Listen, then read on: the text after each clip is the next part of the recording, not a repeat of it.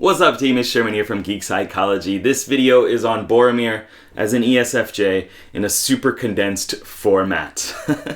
So let's get started. ESFJ basically means, if you're talking about the cognitive functions, that the dominant driver, the strongest function, hopefully if everything's going healthy, is extroverted feeling. And then the auxiliary function is introverted sensing. This is basically combining acting in socially responsible ways with this quest for stability. And then going from there, we have the tertiary function and the inferior function, the kind of weaker ones, the less developed side of the ESFJ. Extroverted intuition and introverted thinking. So this is imagining different possibilities and then taking advantage of those variables, those possibilities within the situation for your own goals, without regard for the group, the extroverted feeling side of things.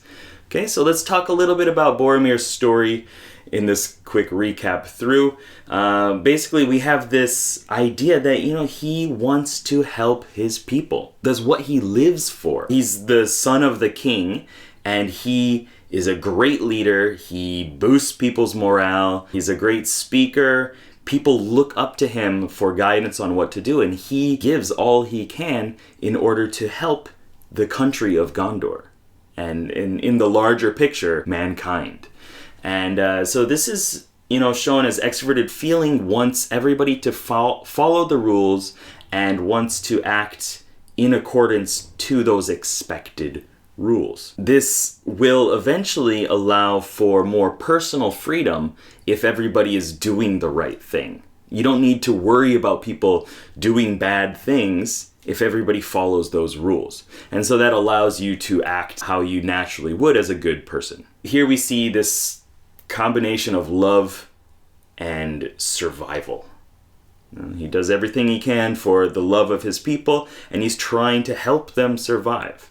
He's trying to maintain what works and like the day-to-day continuity of life. So going on from there, we have this kind of fear that he has, which is the fear of being unloved and being unable to support his people. And this is a very common theme within extroverted feeling and introverted sensing together, the esfj types. They are wanting to give themselves, all of themselves, to help other people.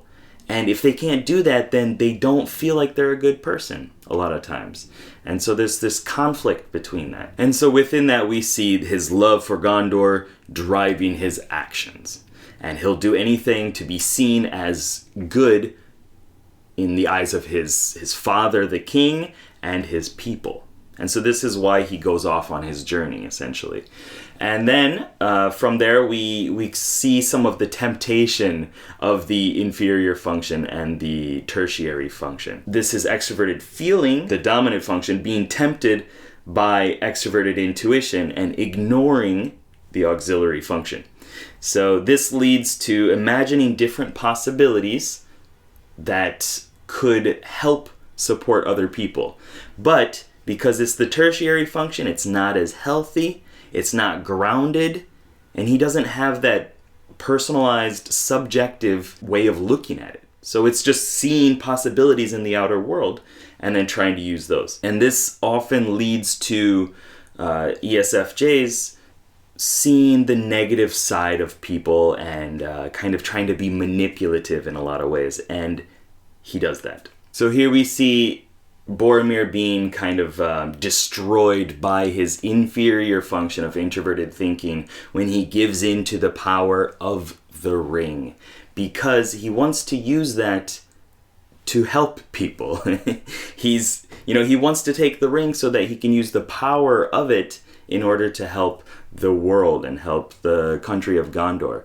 And he tries to advise Frodo on what to do, and it doesn't work, so he tries to use force. He tries to use a variable that he thinks will work. A strong, big Boromir versus the tiny little Frodo. Okay? So he gives into that and goes for it, and he loses what makes him him, that extroverted feeling and introverted sensing. And because of that, the fellowship is dissolved, and he regrets his decisions, and he feels that he's being punished for his actions and for the actions of his inferior function, essentially. And we all feel that way. We all have this quest to go after our inferior function, but without the proper use of our auxiliary function, it doesn't quite work out. So he sacrifices himself, fighting 100 plus orcs, and in the end he puts others before himself. And this is one of the strengths of extroverted feelers, the FJ types, and especially in ESFJ, doing what needs to happen for other people to continue on every day into a happier, healthier, wonderful life. Okay, so this was a shorter video, just a recap. There's a lot more information in the other video. If this was helpful for you, please don't keep Geek Psychology a secret. And if you are an ESFJ, I do suggest that you watch that other video, because there's a lot more in-depth information in there. Okay?